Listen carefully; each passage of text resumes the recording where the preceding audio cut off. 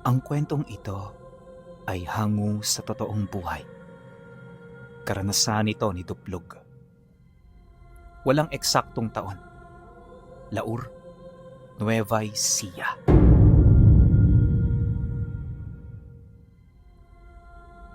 Bago natin simulan ang kwento, gusto ko lang kumpirmahin na hanggang sa ngayon buhay pa ako.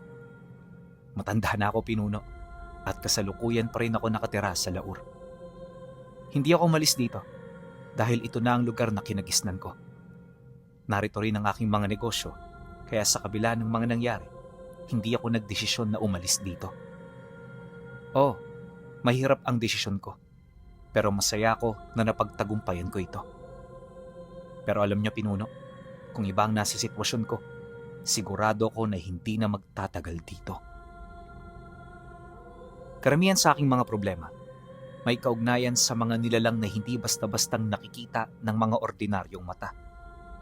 Sadyang maswerte lang din ako, pinuno, dahil ang mga magulang ko ay mga lehitimong albularyo.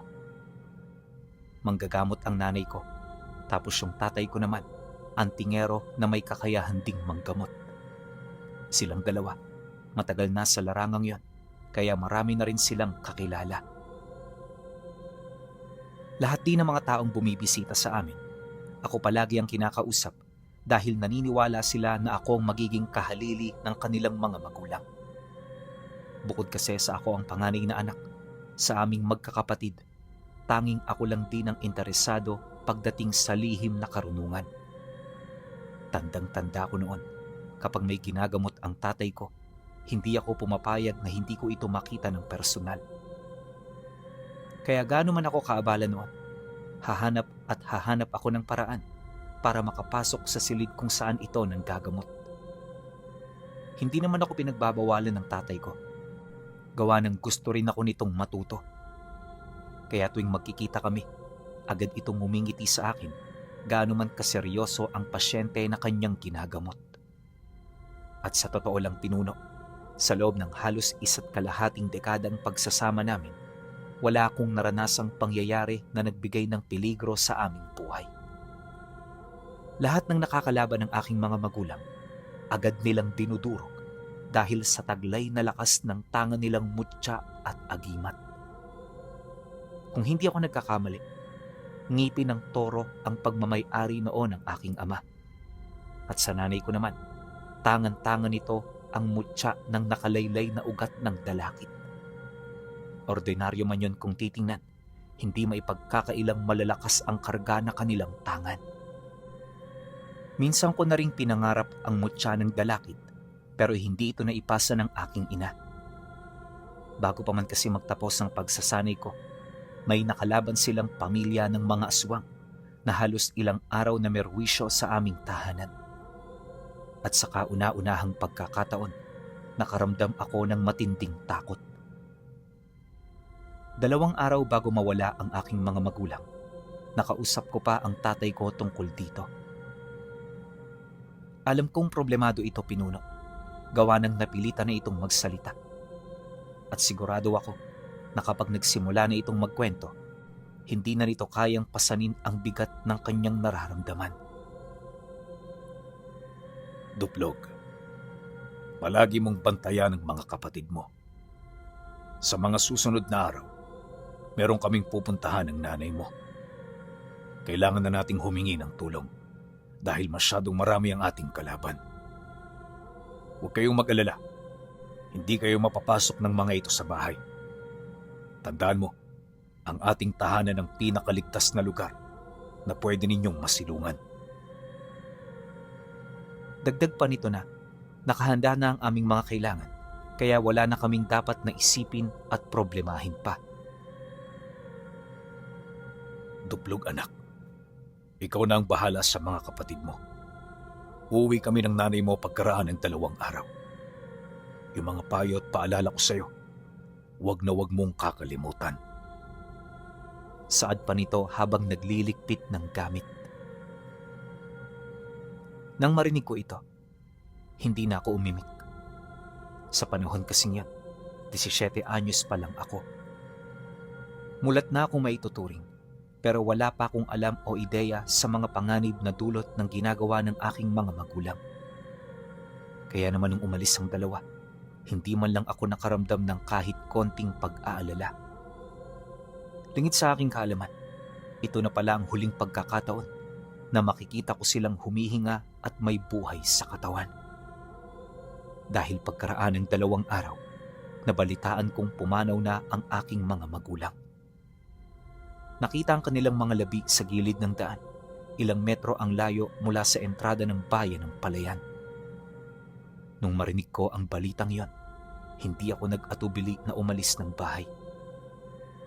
Yung mga kapatid ko iniwan ko sa aming kapitbahay para hindi ako mag-alala habang hindi ko sila kasama.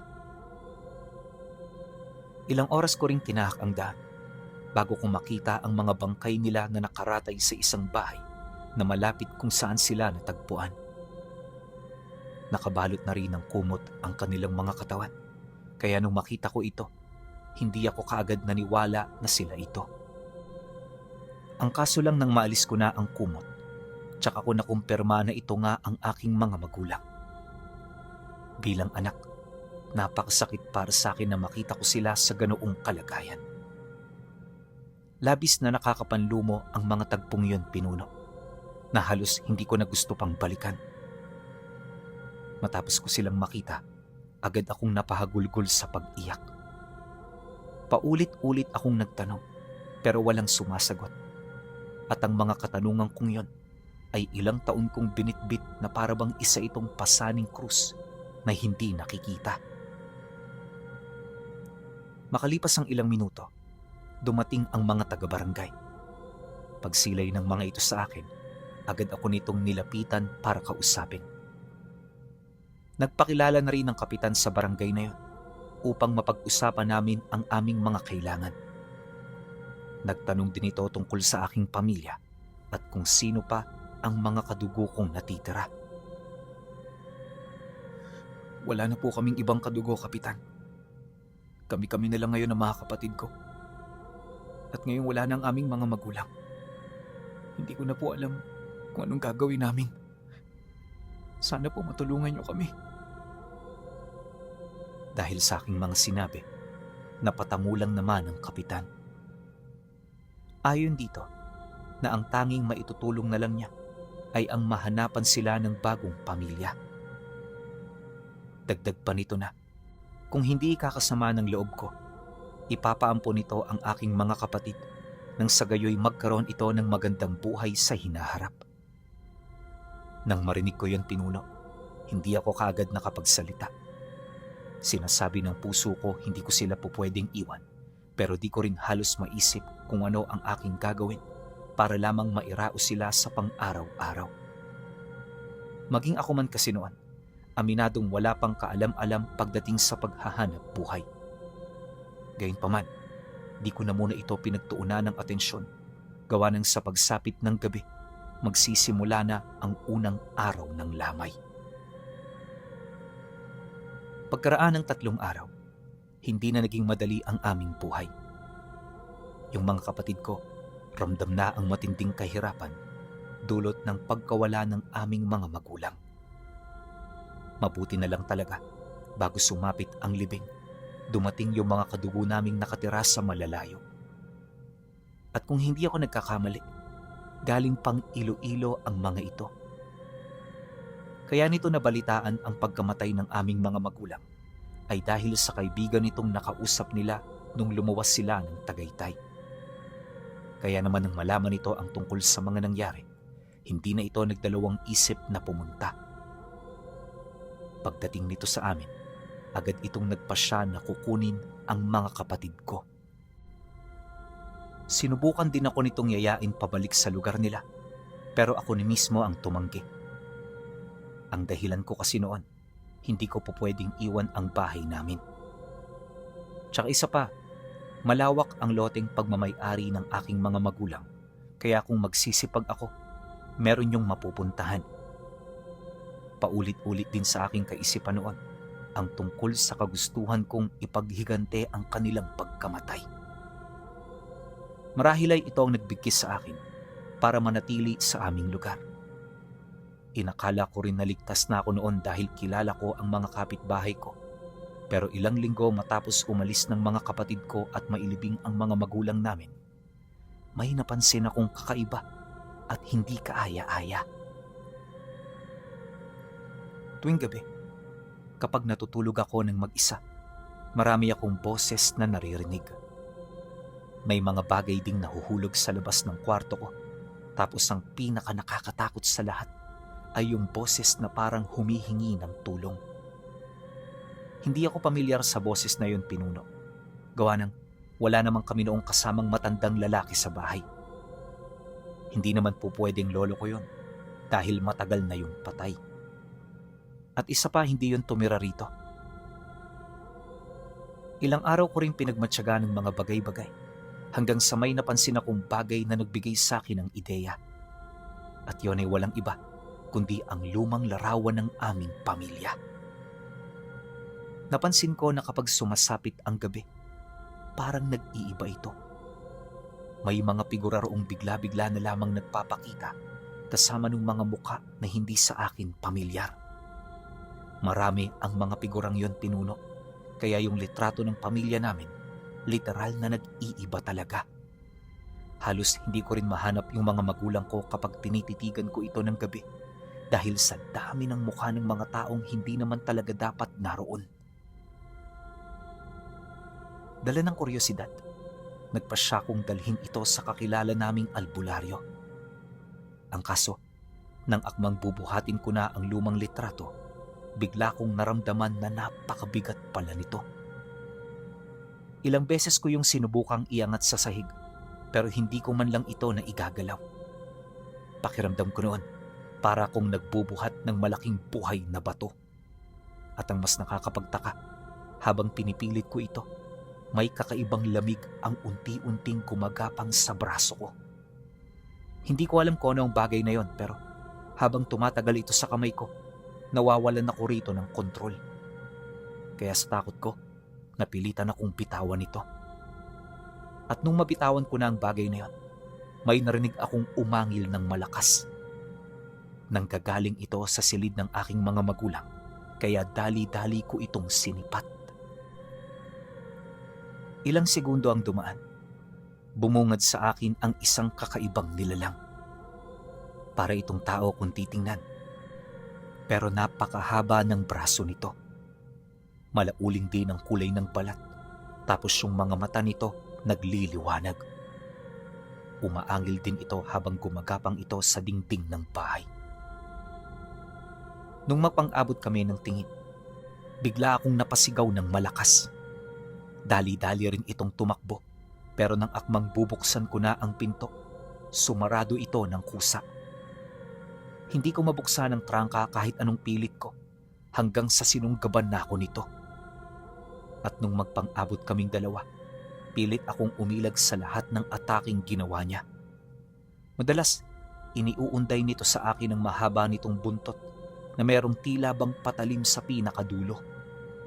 Hindi basta-basta ang buntot na yon, Pinuno, sa kadahilan ng kapag naiilagan ko ito, kitang-kita ko na tumatagos sa mga bagay na natamaan ito, gaano man ito katigas at katibay. Sa loob ng ilang minutong pagpang-abot namin, marami na kaming nasirang gamit. Punong-puno na rin ako ng galos at kalmot, pero hindi ako pinanghinaan ng loob. At kapag napapalapit ako sa bingit ng kamatayan, mas lalo lang akong nagkakaroon ng dagdag na lakas. Hindi ko nga rin alam, Pinuno, pero ganun talaga ang nararamdaman ko noong mga sandaling yon. Maya-maya pa, nang makapasok ako sa silid ng mga magulang ko, nakita ko rito yung itim na krus na matagal na nitong ginamit sa panggagamot.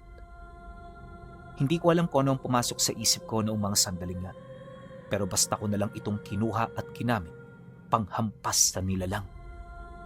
At sa maniwala kayo o hindi, nang matamaan ito ang nilalang na yon, bigla itong sumigaw ng malakas habang unti-unting umuusok ang katawan. 5 sapak ko lang doon, bulagta na ito at hindi na makatayo. Partida, hindi pa ako ng gaano kalakasan, kaya nung matalo ko ito, nagdulot ito ng matinding palaisipan. Pagbagsak ng nilalang sa sahig, agad ko itong iniwasan hanggang sa makalabas na ako ng bahay namin. At nang marating ko ang bahay ng kaibigan ng namatay kong ama, dito ko inilahad sa kanya ang mga nangyari. Hindi ako nag-alangan pinuno dahil yung taong yon parang ikalawang ama ko na rin. Anong sabi mo, Duplog? Inatake ka ng ano? Takang tanong nito pagpasok ko ng bahay. Hindi ko nga alam kung ano yun, Tiyo Kalu eh. Pero sigurado ako na hindi yung tao. Cho, samahan niyo po ako sa bahay para makita niyo yung sinasabi ko sa inyo. Nang marinig ito ng albularyo, hindi ito nagdalawang isip na sumama sa akin. Litong-lito man, nagtiwala ako sa mga bagay na aking sinabi. At kahit wala itong ideya sa mga nakita ko noon, binigyan ako nito ng pagkakataon. Pagbalik naming dalawa, agad nitong binuksan ang pinto. Takot na kasi akong pumasok, gawa nga ng dahil sa mga naranasan ko. Maya-maya pa, pagsilip ko sa loob, wala namang kaming napansing kakaiba. Tahimik ang paligid, animoy isa lang itong pangkaraniwang gabi. Cho, sigurado ka bang ligtas pumasok? Magpasama kaya tayo sa mga kapitbahay namin. Baka meron silang maitulong sa atin kung sakali mang buhay pa yung nakita ko. Bakit? Di pa ba ako sapat sa'yo? Tsaka kung buhay pa yon, dapat sumunod na yun sa atin. Wala naman akong nararamdamang kakaiba eh. Kaya huwag kang matakot. Sumunod ka lang. Hawakan mo ang dulo ng damit ko. Nang marinig ko ito, hindi na ako nagsalita. Tuloy-tuloy lang kami sa paglakad hanggang sa marating namin yung nakasaradong silid ng mga magulang ko. Nakabukas yun nung iniwan ko, kaya nung makita ko ito, dali-dali kong inalarma ang tiyuhin kong albularyo. Kaso lang hindi nito narinig ang aking mga bulong hanggang sa binuksan nito ang pintuan ng silid. At pagsilip namin doon, nakita namin ang nilalang na nakatayo, galit na galit habang nakatitig. Umaangil din ito, tapos naghahanda na parabang susugod na ito anumang segundo. Nung masipat ito ng tiyuhin ko, dali-dali itong nag-orasyon. Paulit-ulit na rin itong binanggit ang pangalan ng Panginoon habang sinasabuyan nito ng asin ang paligid. Ang kaso lang, hindi man lang ito umepekto sa nilalang. At habang patagal ng patagal ang pag-oorasyon ng tiyuhin ko, mas lalo lang itong nagagalit. Maya-maya pa, umatungal na naman ito kahit kapansin-pansin ng matinding paso nito sa may bandang tagiliran. At nung mapansin ko ito pinuno, dito ko na siniko ng siniko ang tiyuhin ko habang nagwiwika sa kanya ng, Cho, parang hindi na yata tama yung ginagawa niyo. Di pa man ako tapos sa pagsasalita, bigla nang sumugod ang nilalang. Kaya ang ginawa ko, napilitan na akong lumabas ng silid habang tinitingnan ng tiyuhin kong hindi man lang sumunod sa akin. Alam kasi nito na kung aalis ito sa kinaroroonan nito, posibleng hindi niya masalag ang pag-atake nun. Kaya kahit walang ideya sa nilalang na nakalaban niya, napilitan itong makipagbuno hanggang sa magtamo na ito ng pinsala. Unang atake pa lang ng nilalang na yon, bumauna ang mga kuko nito sa tagiliran ng tiyuhin ko.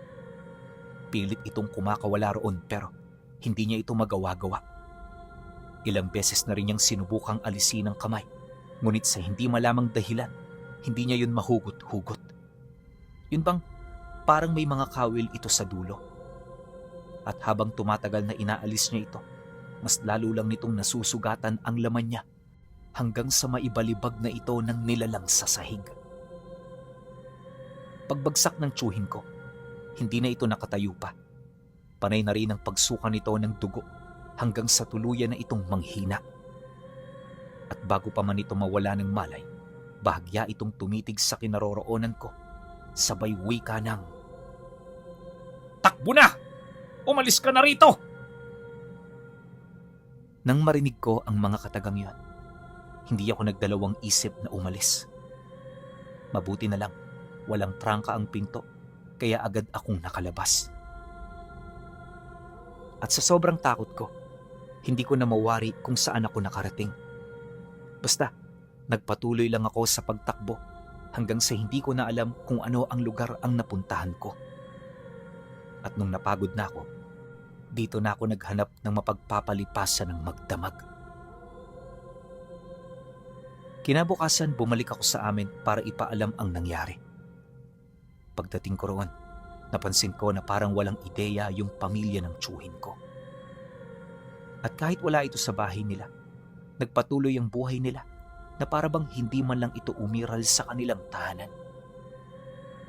Dala ng aking kuryosidad, tinanong ko ang asawa ng tiyuhin ko sa pagbabakasakaling naaalala pa nito ang kanyang katuwang. Ngunit nang sumagot ito, labis akong nagulat sa mga narinig ko. Sinong Kalo? Hindi ko yan kilala, Duplog. Ikaw talaga? Kung ano-ano na lang ang mga sinasabi mo. Tsaka hindi ba, matagal na akong walang asawa? Buhay pa ang mga magulang mo, babaeng bao na ako. Nang marinig ko ito, ramdam ko ang matinding kilabot na biglang bumalot sa aking katawan. Sinubukan kong sumagot pero nablangko pansamantala yung utak ko. Hirap na hirap ako mag-isip, kaya kahit pilitin ko, wala na akong nasabi. Sa sobrang takot ko noong mga sandaling yon, di na ako nagtagal sa kanilang tahanan. Dali-dali akong pumunta ng sentro para kitain yung mga kaibigan ko roon. Ilang araw din akong nanuluyan sa kanila hanggang sa paunti-unti nagkaroon ako ng lakas ng loob na bumalik sa bahay namin.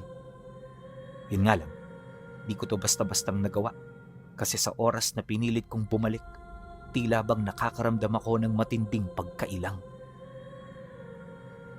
Hanggang sa dumating ang araw na pinaalis na ako ng mga magulang ng kaibigan ko. Masakit yon para sa kanila, pero kailangan din nilang mamuhay ng komportable. At dahil sa wala na ako nung magagawa, napilitan akong umuwi. Sa loob ng 2 linggo, hindi ko nakita ang bahay namin. Kaya nang masipat ko ito, nagulat ako nang mapansin kong parang walang pinagbago. Inaasahan ko kasi na sa loob ng mga linggong yon, marami na akong pagbabagong madadatnan. Kagaya ng pagtubo ng mga damo sa bakuran, pagkakaroon ng kalat sa paligid, at higit sa lahat, ang unti-unting pagkasira ng aming bahay dahil sa iniwan ko itong nakabukas. Yun nga lang, hindi ganon ang nakita ko. Nung masipat ko kasi ito pinuno, wala akong nakitang kahit na anong kalat. Nakasarado rin ang pintuan ng bahay, maging ang mga bintana, hindi nagkaroon-noon ng basag. Payapa at tahimik din ang paligid na para bang meron ditong nakatira. Nung makita ko ito, hindi ako kagad nakalis sa kinatatayuan ko. Ilang minuto ko pa yung pinagmasdan hanggang sa dito na ako napansin ng kapitbahay namin na halos kaedad ko lang din. Oy, anong ginagawa mo dyan? Ba't di ka pa pumapasok sa loob? Nang marinig ko ito, agad ako ritong napatingin. Hindi ko sana yun papansinin kaso masyadong nangungulit. Kaya naman kahit wala akong ideya sa isasagot ko, napilitan na lamang akong magsabi ng kahit na ano. Ha? Wala. May tinitingnan lang ako rito. Papasok na rin ako maya-maya. Nung sinabi ko ito, alam ko na pinagmamasdan na ako ng aking mga kapitbahay. Hindi na ako pwedeng umalis doon dahil baka kung ano ang isipin nila sa akin. Maya-maya pa, dito na ako kasywal na naglakad para ipakita sa lahat na papasok na ako sa bahay. Nung makarating ako sa may bandang pintuan, nakita ko ang pagpasok ng mga kapitbahay ko. Pumasok na sila sa kani-kanilang mga tahanan, kaya medyo napanatag na rin ako. Subalit paghawak ko sa pintuan, may narinig akong boses na nagsalita mula sa loob. Pamilyar ang boses na yan. At kung hindi ako nagkakamali, boses yun ng tiyuhin Kalo ko. Nung marinig ko ito, napuno ng pagtataka ang isip ko. Hindi ko sukat akalain na buhay pa ang tiyuhin ko pagkatapos ng mga pangyayaring yon. Ilang minuto pa ang lumipas. Nagdesisyon na akong buksan ang pinto. At pagsilay ko sa loob, bumungad sa akin ang napakalinis na sala. Mas malinis pa ito ng di hamak noong mga panahong nakatira kami roon ng aking pamilya. Maya-maya pa, lumabas si Tio Kalu bitbit ang 2 mangkok na punong-puno ng pagkain. Yung isa may karne na may itim na kanin, tapos yung isa punong-puno ng gulay at pansit. Hindi ko alam kung para saan ito, pero pinili ko na rin magsawalang imik. At nung magkaharap na kami, bahagya ko nitong ninitian habang nagwiwika sa akin ng, "Kumain ka na muna. Saan ka ba nagpupunta at napakatagal mong hindi nakauwi? Huwag mo nang uulitin yun, ha? Dahil sa susunod, hahanapin na talaga kita." Nang marinig ko ito, hindi na ako nagsalita. Gusto kong magdahilan pero may kung anong bagay ang tila bang pumipigil sa aking bunganga. Kalaunan, nang mapansin nito na hindi ako sasagot sa mga tanong, ibinaling nito ang paksa sa inihain nitong pagkain. Bawat isa sa pagkaing nakikita mo, magdidikta ng kapalaran mo. Ikaw na ang bahalang mamili. Pagbutihan mo, dahil kapag nagkamali ka, posible kang mapahamak. Dahil sa sinabi nito, agad kong tiningnan ng mga nakahain. Pinag-isipan ko ng maigi ang sinabi ng tiyuhin ko, nang sa gayoy di ako malagay sa alanganin. At pagkaraan ng kalahating oras, tsaka ako nagdesisyon. Ang kinuha ko, yung pagkain na hindi pasado sa tingin ko at panlasa ko. Naisip ko kasi na, kapag kapangit ang pagkain, magandang hinaharap na makukuha ko. Kaya kahit nakakatakot, hindi na ako nagdalawang isip. Naisip ko kasi na, ang buhay ay swertihan lang, kaya anuman ang makuha ko, tatanggapin ko ito ng buong buo. Pagkaraan ng ilang minutong pag-iisip ng mga posibilidad, tsaka ko na ginawa ang pinaka-importanteng desisyon ng buhay ko noong mga panahong yon. Pagdakot ko ng pagkain, walang takot ko itong ninasab hanggang sa tuluyan ko na itong malunok. Akala ko masama ang lasa, pero napakasarap pala. At sa sobrang sarap nito, hindi ko na naisip yung kasunduan namin ng tiyuhin ko. Maya-maya pa, nang maubos ko na ang pagkain, bumungad sa akin ang isang matandang lalaki na may maputing buhok at halos wala ng ngipin. Nung makita ko ito, nagtaka ko kasi wala na roon ang tiyuhin ko. Hinanap ko pa ito pero hindi ko na yon nakita. Pagpang-abot ng tingin namin ng matanda, dito na ito nagsimulang magsalita. Wala na rito ang tiyuhin mo. Pinalis ko na. Mahusay kang pumili. Tama ka. Ang buhay ay laro ng swerte. At ang araw na ito ay panig sa'yo. Kagaya ng sinabi ko, malaya kang manirahan dito. Lahat pwede mong gawin. Basta wag na wag mo lang gagalawin ang lumang litrato. Sapagkat ang litratong pinagtangkaan mo ay ang litrato kung saan kami nakakulong. Nang marinig ko ang sinabi nito, inabot ako ng ilang minuto bago makasagot. Pinaghalong takot at pangamba ang bumalot sa aking dibdib. Pero sa kabila nito, mas lalo pa rin ako nangahas na malaman ang totoo. Bakit ho? Sino ho ba kayo? Hindi mo kami kilala. Kami ang mga ikinulong ng tatay mo noon pa. Pero huwag kang magkakamali. Hindi kami mga masasamang nilalang. Sadyang iba lang ang aming pinaniniwalaan, kaya kami naging magkalaban. At kagaya ng tatay mo, ganun din ang paniniwala ng tiyuhin mo. Naniniwala sila na lahat ng mga engkantong nabubuhay sa kadiliman ay likas na masama. Pero hindi yun totoo, sapagkat kagaya ng mga antingero, meron ding mga nagbabalat kayo. Yung iba akala mo mabubuti, pero sa kaibuturan ng puso nila, likas silang masasama. Ganon din sa panig namin. Hindi lahat mga demonyo, katulad ng inaakala ng mga magulang mo. Oo, nakakatakot ang aming mga anyo, pero minsan kabaliktaran nito ang aming mga nasa puso. Dahil sa sinabi nito, nakaramdam ako ng kapanatagan sa aking sarili. Hindi ko mawari pero kumbinsido ako na nagsasabi ito ng totoo. Kaya naman matapos ko itong marinig, unti-unti nang nawala ang takot sa aking katawan.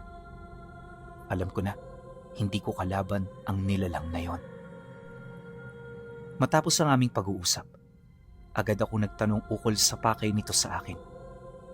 Naisip ko kasi na, kung wala itong kailangan, aalis ito sa bahay namin pagkalaya nito. Batid ko rin na meron itong hinahangad mula sa akin, kaya ako nito hinintay na bumalik. Sa pagpapatuloy ng aming pag-uusap, hindi nga ako nagkamali.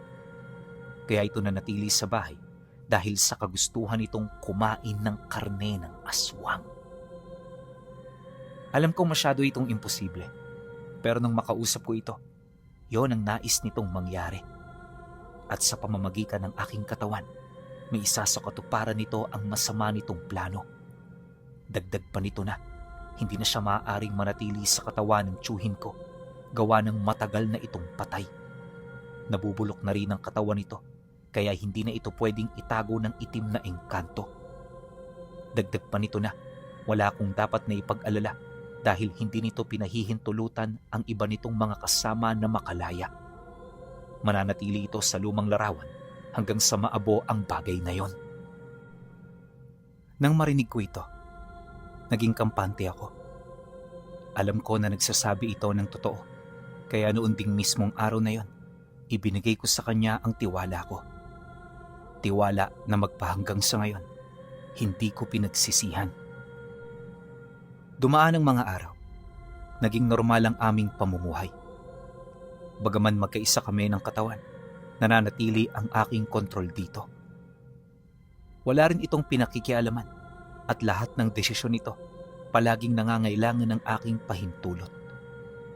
Hindi rin ito nagmamarunong, lalo na kapag kami ay naglilibot. Marami rin itong sinasabi sa akin, kaya sa pagtagal, paunti-unti na rin akong namulat sa lihim na aral. Ilang buwan pa ang lumipas, pakiramdam ko kakaibang tao na ako. Nakokontrol ko na rin ang nilalang, kaya lahat ng abilidad nito, alam ko na kung papaano gawin. At sa maniwala man kayo o hindi, may kakayahan akong tumingin ng nilalaman ng isip ng tao. Madali ko ring nararamdaman ng panganib at madali akong nakakahikayat ng tao. Maswerte rin ako sa negosyo, kaya yung buhay ko noon halos napakabilis ng pag-angat. At sa loob ng ilang taon, unti-unting nag-iba ang pagtingin ng tao sa akin. Hindi na ako ang dating bata na walang silbi, dahil sa panahong ito, hindi may pagkakailang meron na akong tira sa buhay. At dahil sa aking tagumpay, kung kaya't nagkaroon ako ng mayayamang kaibigan. Maliban din sa ganong abilidad, napakadalang kong magkasakit.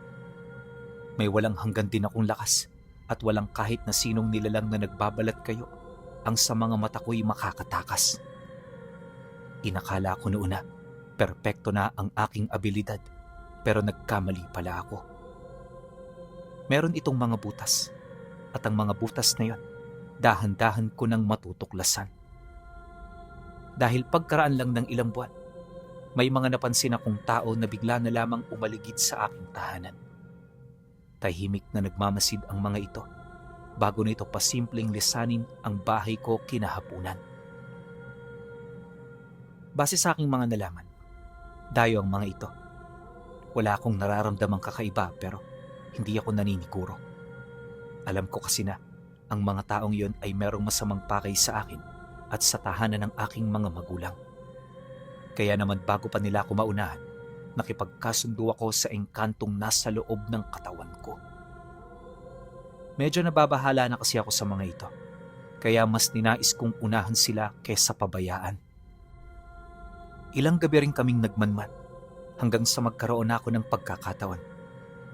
At nang makita ko ito, tsaka ko pinahintulutan ang nilalang na nakatira sa aking kalooban. Sa isang iglap, biglang nagbago ang aking anyo. Nag-uumapaw na rin noon ang aking lakas hanggang sa unti-unti nandilim ang aking paningin. Pagatungal ng nilalang, dali-dali itong lumabas hanggang sa bigla na lamang nitong sinunggaban ang aming mga kalaban. At sa sobrang bilis ng mga pangyayari, hindi na ito nakapalag pa. Walang awa itong nilapa ng engkanto sa aking kalooban bago yun tuluyang pinawian ng buhay. Hindi pa ito nakontento. Dinurog pa nito ang bungo ng mga biktima kahit ito ay patay na. Sadyang napakabrutal ng ginawa nito sa aming bisita, pero wala akong magagawa dahil sa isip-isip ko, bagay naman yun sa kanila. Matapos ang pangyayari, tsaka namin nalaman na mga sigbin pala ang mga ito. Nahanay sila sa pamilya ng sigbinan na ipinanganak bilang isang ordinaryong tao. At base sa aking nalaman, isa itong alipin ng pamilya ng mga aswang na pinangingilagan sa kalapit na bayan ng Laur. Ang mga ito ay nagtatangan ng mataas na uri ng salamangka kung saan may kapasidad silang gumamit ng abilidad ng mga nilalang na nasa ibang lahi. Kagaya ng mga mangkukulam, biyasa ang mga ito sa pagpinsala sa kanilang mga kalaban kahit hindi nila ito nakikita. May kakayahan din itong magpaamo ng matataas na uri ng aswang para maging tagapag-alipin nila. Madalas, gabunan ang nasa likod ng mga ito dahil pinaniniwalaan nila na ang mga gabunan ang pinakamataas na kapangyarihan pagdating sa mga ordinaryong lahi ng aswang. Nabanggit din sa akin ng engkanto na ang mga ganoong uri ng nilalang ang pinakapaborito niyang kainin. Kaya naman habang ibinabahagi niya ito, hindi niya maiwasang maglaway at mapakagat sa labi. Dumaan ang ilang linggo, patuloy ang pagbalik panaog ng mga sigbin. At kagaya ng una naming ginawa, pinagpapapatay din namin ang mga ito hanggang sa ilang buwan nang lumipas, wala nang nagpakita pa. At pagkaraan ng ilang taon, natahimik ang buhay ko. Wala akong pinagkakaabalahan noon, kaya itinuon ko ang aking sarili sa pagtulong sa aking mga kadugo. Nga pala pinuno, sa mga sandaling yun may sarili na akong pamilya. Meron na rin akong 2 anak, kaya yung responsibilidad at oras ko medyo nahati na. Gayunpaman, di ko napapabayaan ang lahat ng bagay na nagbigay sa akin ng kaginhawaan. Nababantayan ko pa rin sila pero ang kapalit nito, napapabayaan ko ang mga anak ko. Hindi nagtagal, nawala ang aking atensyon sa mga nilalang na umaaligid sa aming tahanan. Hindi rin ito pinagtuunan ng nilalang na nakatira sa aking kalooban dahil masyado itong abala sa pambibitag ng mga aswang gabi-gabi. At ayon pa rito, hindi ito darating sa aming tahanan dahil natatakot ang mga ito sa kanya. Ngunit nang marinig ko yon, medyo naalarma ako. Alam ko kasi na naghahanap lamang ng pagkakataon ang mga ito at anuman ang pakay nun, paniguradong hindi ito maganda. Dahil dito, kung kaya't nakiusap ako sa aking kaibigan na pagmatyaga ng mga nilalang na pumapasok sa aming lugar. Kaya naman kahit abala yon sa panghuhuli ng pagkain, binigyan ako nito ng sapat na panahon para magawa ko ang aking nais. Hanggang sa dito namin namatyagan ang pagdating ng mga nilalang na tinutukoy nito. Ilang taon na ang nakakaraan. Lingid sa aming kaalaman, matagal na pala nitong napasok ang aming baryo. At kaya ko to'y hindi naramdaman ay dahil sa iba ang pakay nito. Marahil nagkamali lang ito noong mga panahong yun sa lugar na kanilang pinagmamanmanan.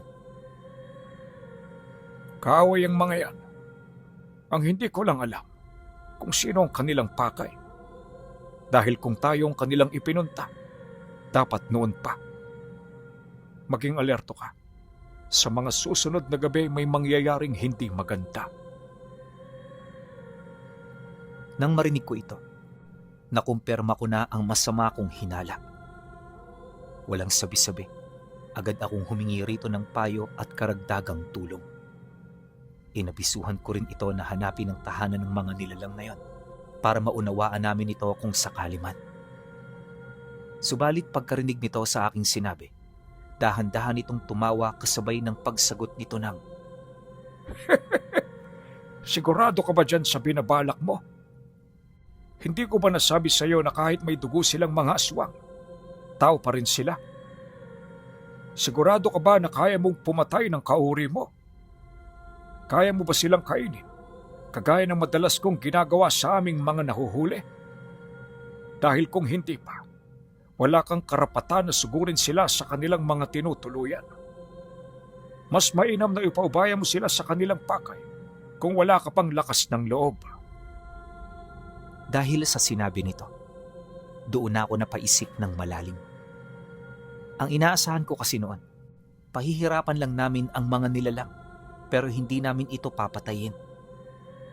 Yun nga lang, sa mga narinig ko nakasisiguro ako na hindi ito nagsisinungaling. Mag-iilang minuto rin yung nag-isip bago pa yun mapilitang magdugtong ng, Sa kahit na anong larangan ng pakikipagdigma, kaakibat niyan ang mamatay at pumatay. Kung hindi ka handa na mabahiran ng dugo ang iyong kamay, mas mabuti na iwasan mo na lang sila. Pero kung handa ka naman, nakahanda rin akong tulungan ka. Noon pa man alam kong hangad mo ang mga karne ng mga nilalang na yan. Labis akong magagayak kung magkakaroon ako ng pahintulot mula sa taong nagmamay-ari ng katawang ito.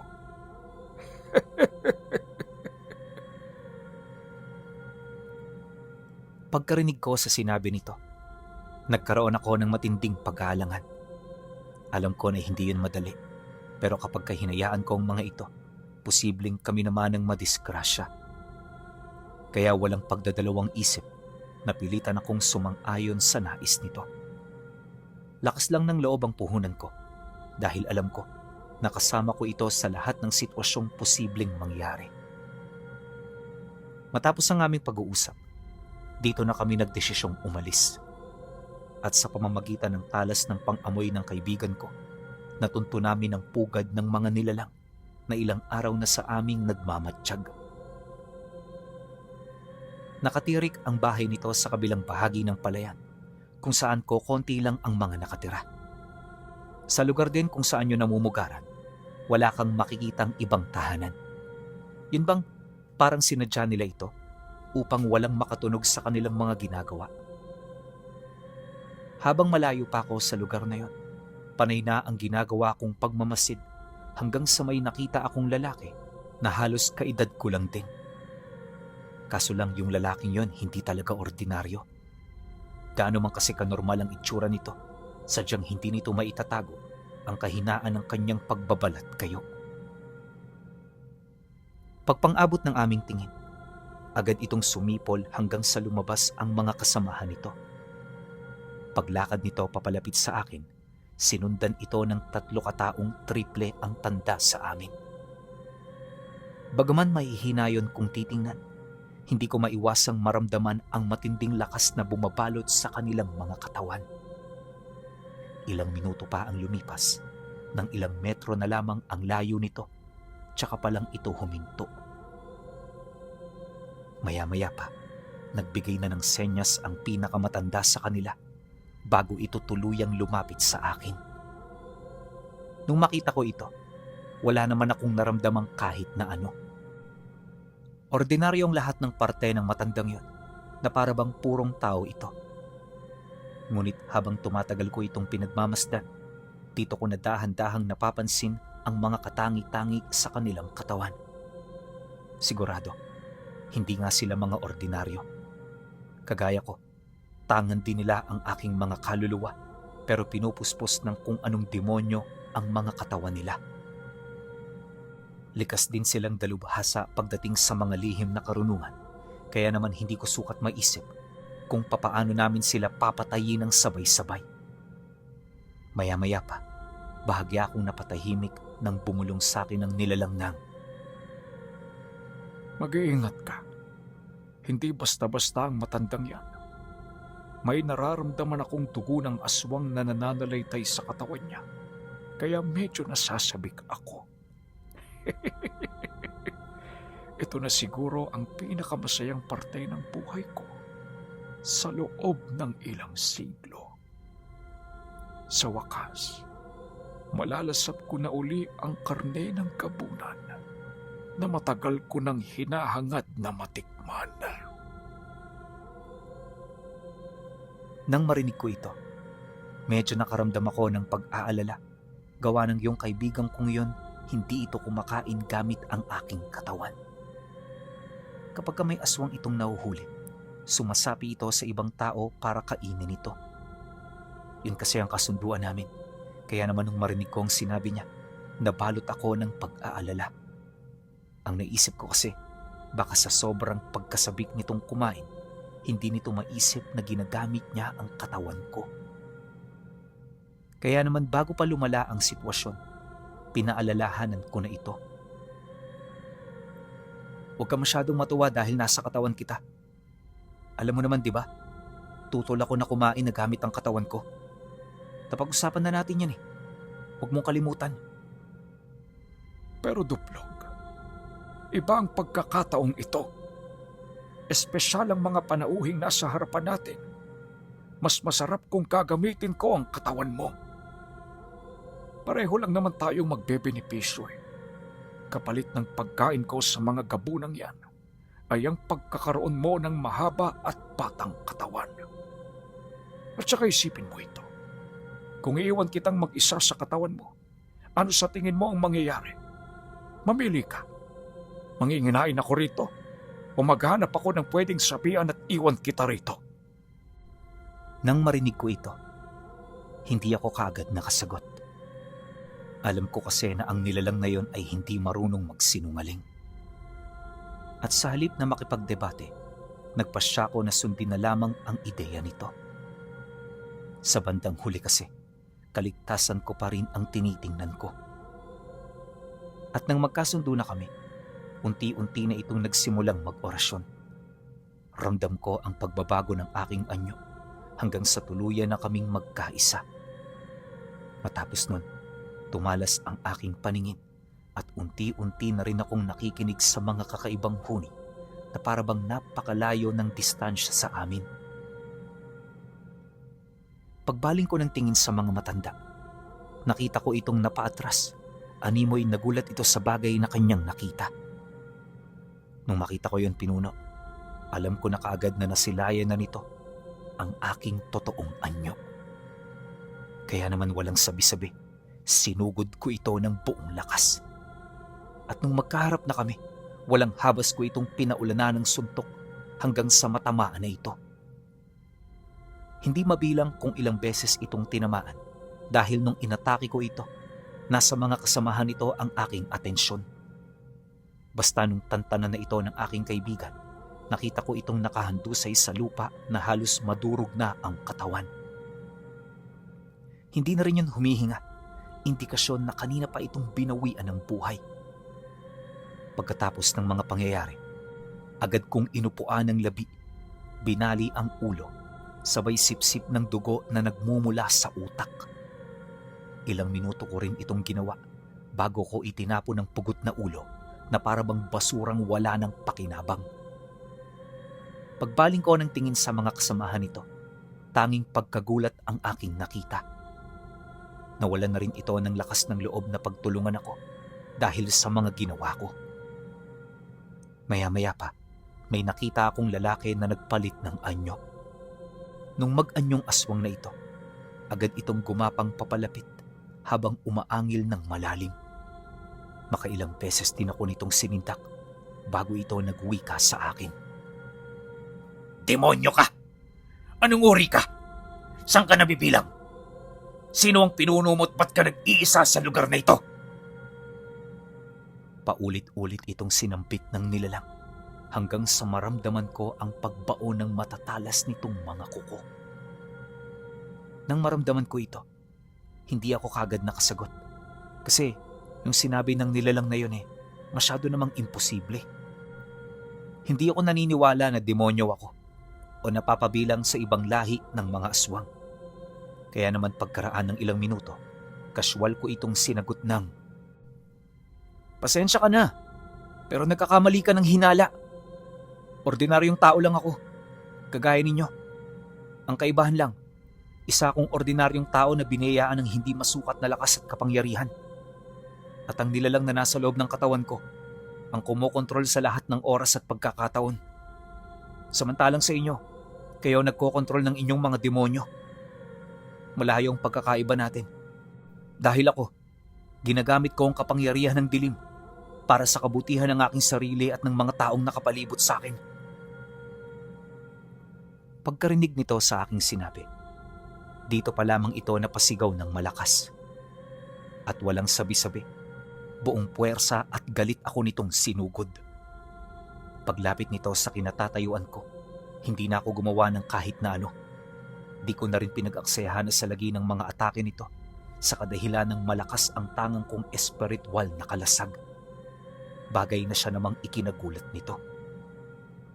Sa ilang beses kasi nitong pag-atake sa akin, kitang-kita ng dalawang mata nito ang pagtalbog ng matatalas nitong mga kuko. Wala ring umeepekto sa mga dasal nito, kaya inakala ng nilalang na nasa ibang antas ang kakayahan ko. At habang tumatagal ang aming paglalaban, tila bang nagkakaroon na ito ng pag-aalangan.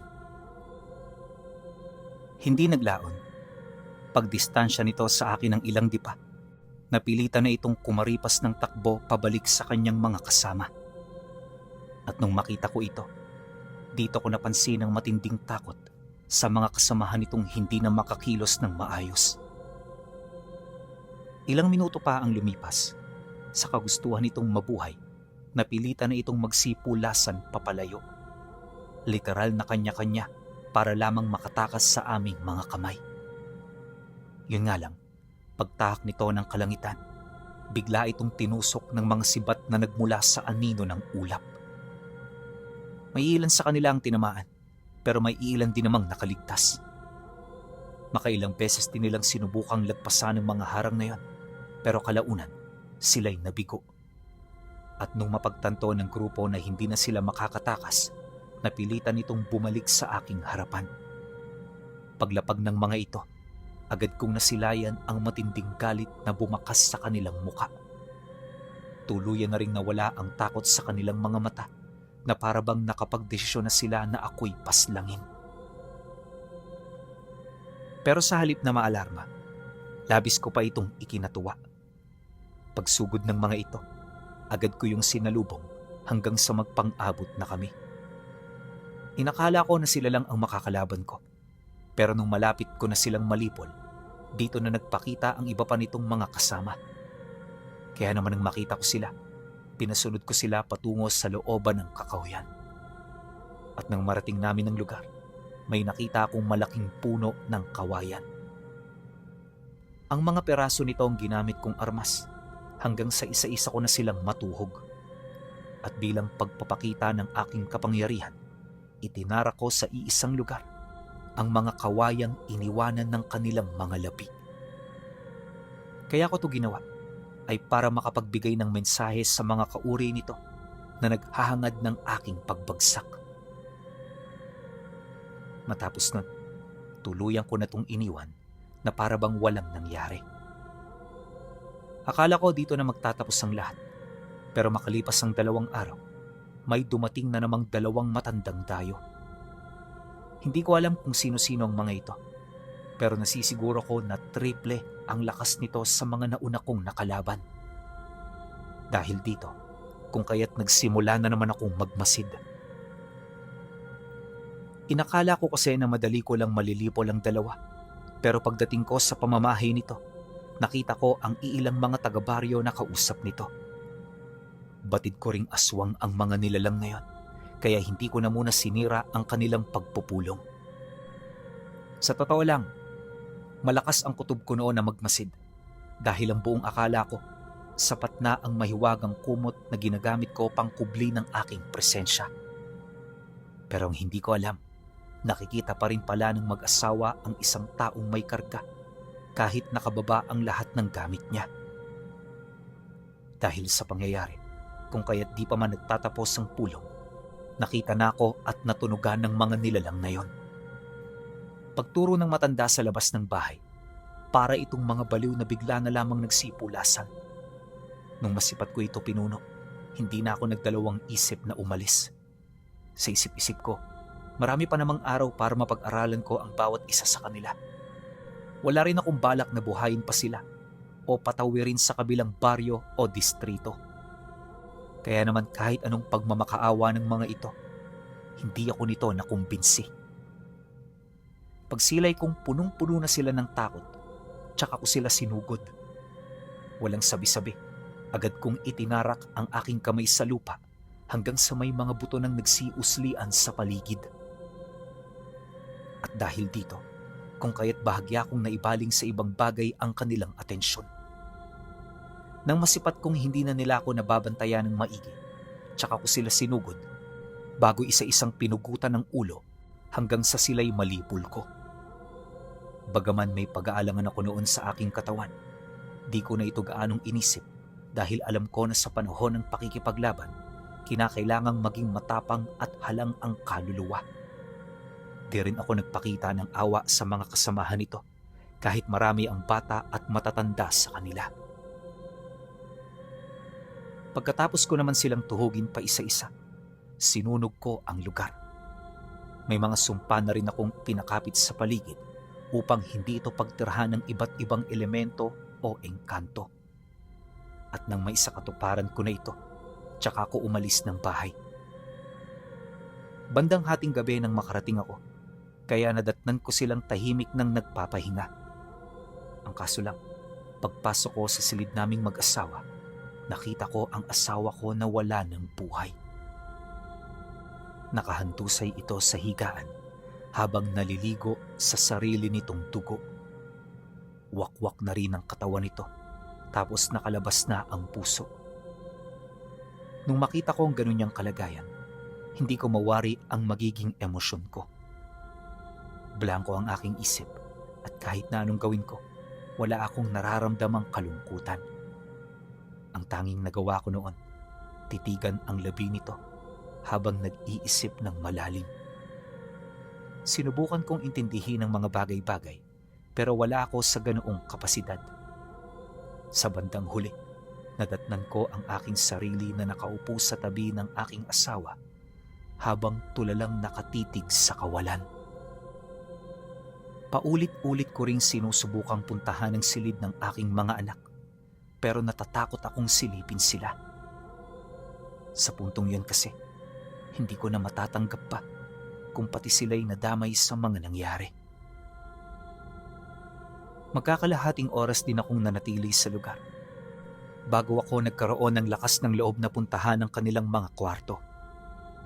At nang marating ko ito, bumungad sa akin ang lasug-lasug na katawan ng mga anak ko. Nagkalat ang lahat ng parte ng katawan nila sa paligid, dahilan para makaramdam ako ng nag-uumapaw na galit. Sa sobrang bigat ng aking nararamdaman, napasigaw na lamang ako hanggang sa mawasak na ang aking lalamunan. At nung magsimula na akong magsuka ng dugo, tsaka sumagi sa isip ko ang tungkol sa lumang larawan. Hindi ako sigurado pero may kutob ako na sa pamamagitan ng mga nilalang na nakakulong dito, malalaman ko ang eksaktong kinaroroonan ng mga salaring pumatay sa pamilya ko. Walang sabi-sabi, agad akong lumabas ng kwarto para puntahan ang larawan malapit sa entrada ng bahay. Hindi ko kasi yun naalis pinuno, kaya kung saan ito nalaglag, dito ko na lang din ito itinago. At nang mahanap ko na ang bagay na yun, wala naman akong nakitang kakaiba sa mga nilalang na naroon. Ganon pa rin naman sila, indikasyon na hindi ito natuklasan ng mga nanloob. At ano ang pinabalak mo sa bagay na yan? Sinasabi ko sa iyo, hindi magiging maganda na pakawalan mo sila. Marami naman tayong pwedeng makausap sa labas. Panigurado ako na sa lalong madaling panahon, malalaman natin ang kanilang pagkakakilanlan. Nang marinig ko ito, di ako nagdalawang isip na sumagot dito. At kailan yung madaling panahon na sinasabi mo? Hindi ba malakas sa mga kasama mong nasa loob ng litrato? Tatawag lang ako ng isa. At pagkatapos nun, ibabalik ko sila sa loob para pagsilbihan ng parusang nakaatang sa kanila. Hindi ganyan kadali malinlang ang mga nilalang. Mag-iingat ka sa kanila. Sapagkat kung inaakala mong pantas ka na, nagkakamali ka. Ang mga tinutukoy mong nilalang, nagtatangan ng talinong siglo-siglo na ang tanda. Sa tingin mo ba, hindi nila malalaman ang iyong pinabalak? Basta. Gagawin ko kuno sa tingin kong tama. Dahil sa aking sinabi, hindi na ito umimik pa. At nung mapansin naman niya ito, agad siyang lumapit sa larawan para dasalin ang mga orasyong ibinahagi sa akin ng nilalang. Habang ginagawa namin ito, mas lalong namumutawi ang matinding kalituhan sa aking isipan. Maya-maya pa, sa isang kisap mata, binalot ito ng makapal na usok na mabilis na bumalot sa loob ng bahay. Sa sobrang kapal nito, ilang minuto akong walang naaninag.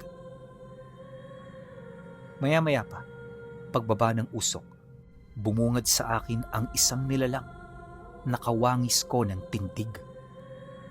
Malaki ang pangangatawan nito, tapos kulay lila ang balat. Wala rin yung muka at kapansin-pansin ang mga galamay nito sa likod. Hindi ko mawari kung yon ang pinuno. Gawa ng ito ang unang beses na makakita ako ng ganon. Pagtalikod nito sa akin, may nakita akong malataong nilalang na umahon sa pinakagitnang bahagi ng mga galamay nito. Taliwas sa nilalang na nakita ko, may mga mata na ito, ilong at bibig. Pagsilay nito sa akin, bigla itong napangisi kasabay ng pagwika ng, Salamat sa iyo. Maraming salamat dahil pinakawalan mo ako.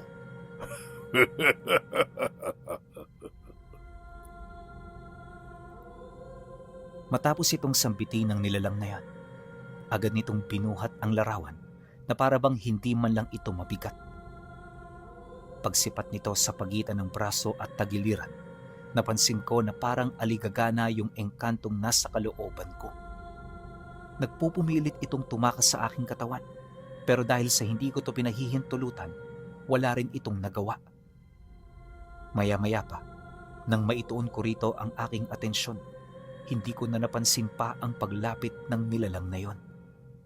At nung magkaharap na kami, nakita ko ang nakakalokong ngisi nito habang unti-unting pinapasok sa loob ng katawan ko yung matatalas nitong mga kuko. Wala naman akong naramdamang sakit noon, pero labis-labis ang takot ko dahil sa mga nakita ko. Dahil sa pangyayari, agad kong sinubukang umatras pero hindi na ito pinahintulutan ng nilalang. Bigla na lang kumapit sa akin ang mga galamay nito hanggang sa wala na akong magawa kundi ang manatili. Habang pilit akong nagpupumiglas, nakita ko na parang meron itong hinahanap sa aking kalooban.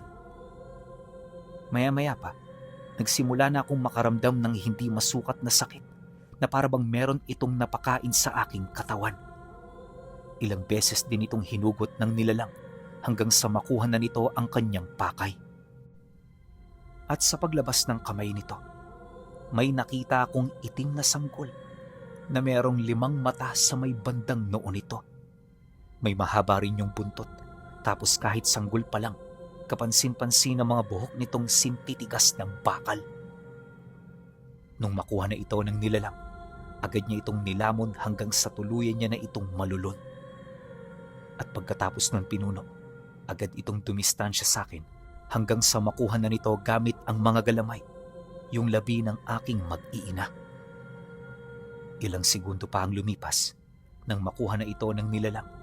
Muli ako nitong tinitigan kasabay ng pagwika nito ng, Maraming salamat. Bilang pagpapakita ng pasasalamat ko, hayaan mong ipagtapat ko sa iyo kung bakit ako nakakulong dito. Iho, ako ang pumatay sa mga magulang mo. At ako rin ang pumatay sa mag-iina mong ito. Ginamit ko ang puot at galit mo para umayon sa akin ang pagkakataon dahil alam kong ikaw lang ang makapagpapalaya sa akin mula sa sumpa ng bastardo at traidor mong ama. Matagal akong nagtago sa dilim. At ngayong nakalaya na ako, may isa sa katuparan ko na ang mga bagay na matagal ko nang pinapangarap. Dagdag pa nito na, bago niya yung tuluyang mapaslang gamit ang mga natira niyang tauhan, naikulong na siya nito sa loob ng larawan. At lahat ng nilalang na naroon, pinaslang niya maliban na lamang sa engkantong aksidente niyang napalaya. Matagal itong nag-isip ng plano hanggang sa magkaroon na ito ng kaugnayan sa mundo ng mga buhay. Nang marinig ko ang sinabi nito, hindi ko na nagawa pang makontrol ang aking sarili. Walang sabi-sabi, agad ko itong sinunggaban kahit ramdam ko ang matinding panghihina na namumutawi sa aking katawan. Paglapit ko sa kinaroroonan nito, pinitik lang ako nito sa noo hanggang sa bumigat ang aking katawan na kalaunay naging daan upang ako'y humandusay. Matapos nun di na ako nakatayo pa.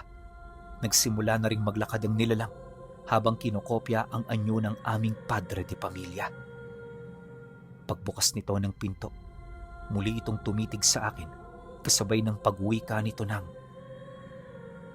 Bilang pasasalamat, sasalangin ko ang iyong buhay. Mabuhay ka ng puno ng pagsisisi at galit sa iyong sarili. Hanggang sa muli. Paalam.